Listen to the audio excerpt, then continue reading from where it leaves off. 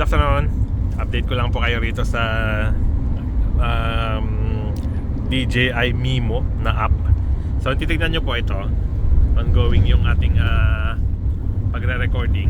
Then pag kinonect nyo po sa DJI Mimo app, ito po, nakikita nyo live view sa kanyang monitor.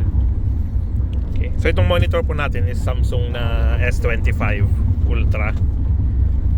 So pwede na rin pong kontrolin dito. So pag pinindot po natin itong stop, itong ating stop na icon, so kwan po, magi-stop na rin po dito sa may DJI Osmo. So ito na po yung parang pinaka controller niya. Okay?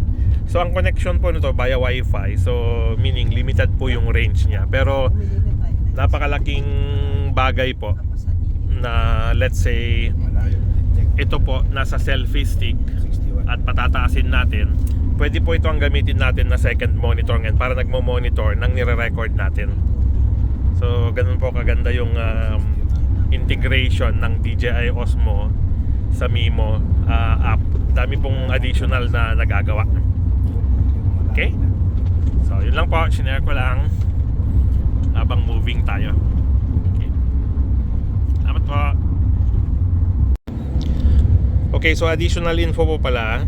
Kita nyo rito, nung switch off ko, may live stream po doon na nakalagay.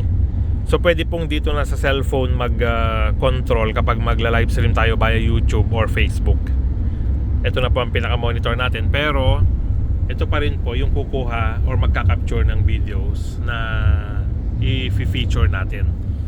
Parang direct kung ano yung nakukita nito sa feed live po na itina-transfer niya rito sa Samsung S25 Ultra. Kasi si Samsung po ang may capability na kumonek sa either YouTube or Facebook. Okay? Salamat po.